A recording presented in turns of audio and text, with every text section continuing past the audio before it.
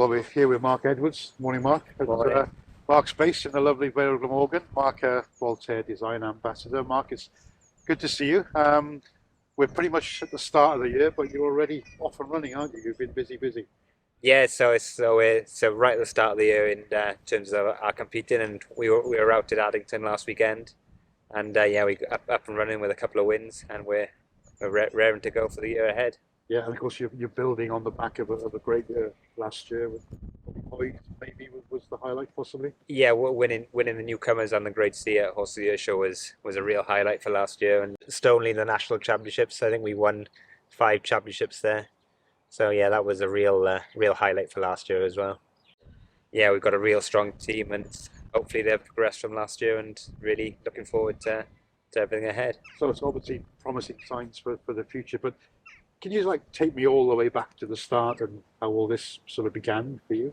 Yeah, so I was very lucky. I was born on the farm and running around horses. So dad has always lived around horses and been on the farm. So it's just something I've always grown up with. Yeah.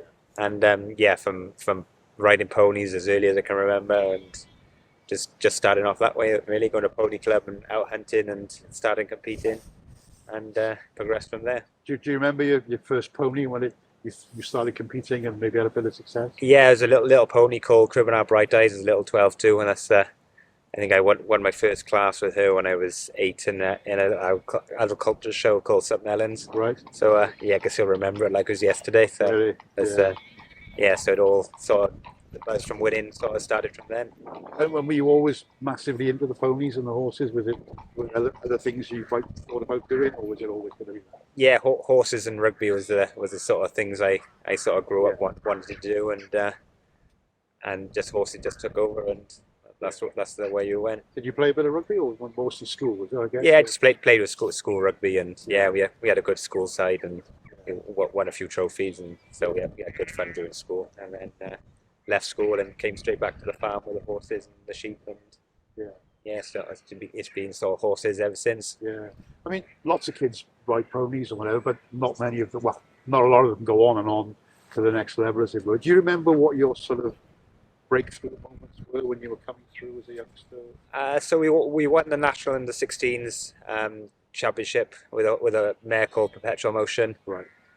So at that point, I just left school, and yeah, so that sort of gave me the sort of kickstart to progress my career. It's quite cheap. Yeah, no, it was really good. Yeah, so it's sort of look back and you just remember those days, and just they don't come along too often.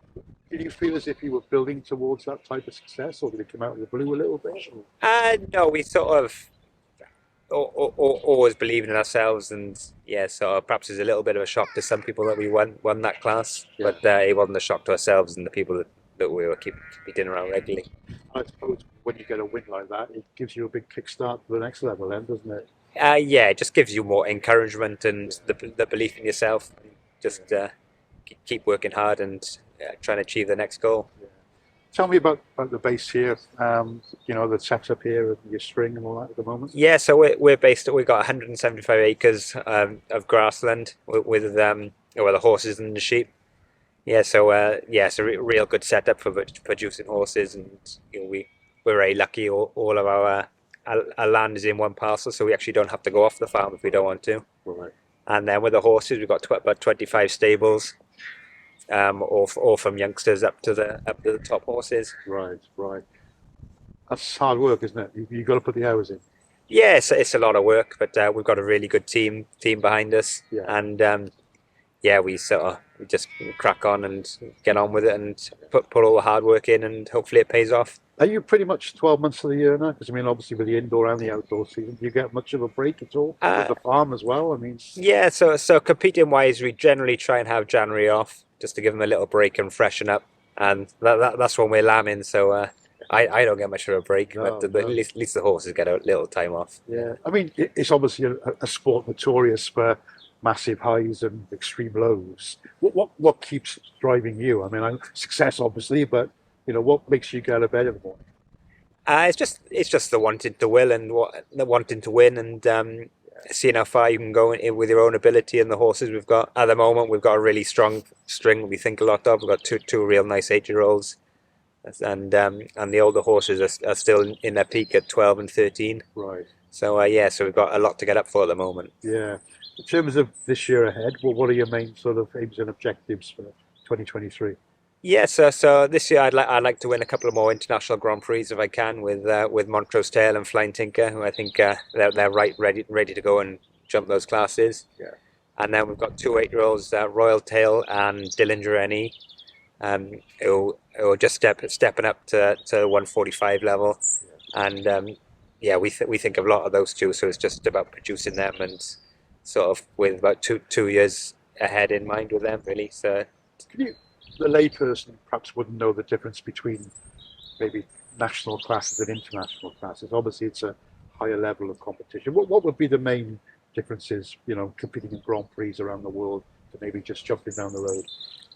Obviously, in international shows, the money's a lot more. Yeah. But I think it's the actual courses are just maybe they're a little bit bigger, a little bit squarer. If you're in an international Grand Prix, there's probably 50 that can win it. When if you're in a national Grand Prix, perhaps it's only 10 or 15 can win it. So the actual standard of a competition is just so much stronger. Yeah. And how have you found that international scene? Have you sort of relished in that sort of competition environment? Yeah, I really enjoyed the sort of the bigger the better. I prefer to jump, and it's sort of you watch all your riders and looking to improve yourself by watching what they're doing, and so you just got to keep pushing yourself and seeing how far you can go. Yeah. And with your top couple of horses, do you feel as if there's an awful lot of potential in those to go a long way? Yeah, I think so. Yeah. So Montrose Tail, we jumped our first Nations Cup a couple of years ago. Yeah. And so we'd like to get on more Nations Cups, and sort of I think representing your country is really what it's all about. Yeah, it's pretty competitive at the moment, isn't it? There's a lot of really good British riders out there at the minute. Yeah, there's a lot of riders, a lot of good young riders coming through, and it's just finding the right horsepower, and I think that's the key to. The key to And what's on the bucket list? Are there any sort of big aims and ambitions that you've got for going forward? I'd like to win the Queen's Cup again. Yeah. Because we won it in 2021. Yeah. So that COVID year. So I'd like to win it when there's a big crowd watching, and that'll be sort of no crowd then, was it? No, not that year. Yeah. So that'll be the aim for this year. Yeah. And just the big aim is just to get onto Nations Cup teams, and that's a big ambition. Yeah. I suppose the Queen Elizabeth Cup, you touched on that. It's funny, isn't it? It's very sort of international world that we live in. It's a national class, and it's a real sort of almost like a class that's embedded in the sport, really, isn't it? There's a lot of history in that. Yeah, it's probably the most prestigious national class that we have in our country. With all the names of that trophy, and it's sort of in a great venue like Igstead. Yeah. Just adds to the whole meaning of wanting to win it. Yeah. But just tell me, when the competition season's fully up and running, what's your average week like? I mean, you must spend a lot of time on the road. You still got to work the horses and get them ready, haven't you? Yeah. So say you jump in Friday to Sunday.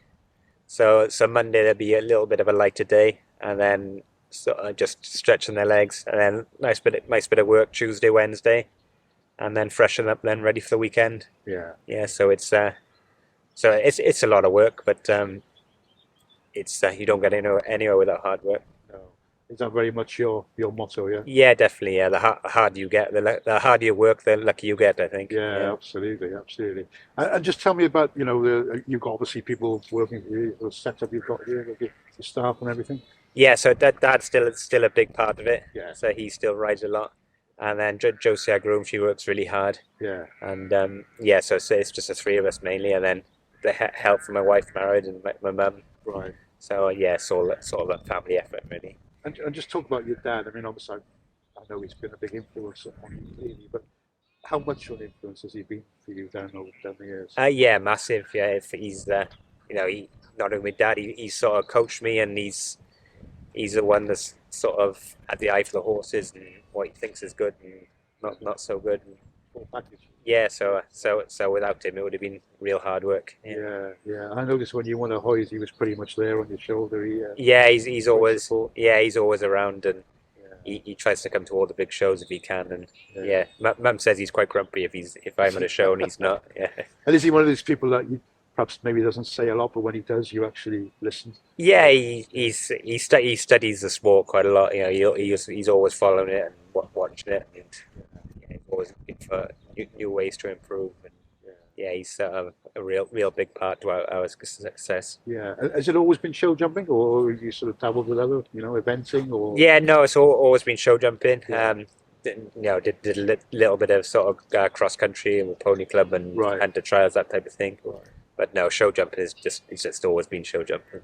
Yeah. Just finally, Mark, do you feel as if now you're maybe in a stronger position as you've ever been in terms of your horsepower and what lies ahead? Yeah, definitely. I think the string we've got at the moment sort of been building over the past 5 or 6 years, and it's sort of, I think it's definitely as good a string as we've ever had. Yeah. So once you do find the good ones, obviously everyone else wants them as well.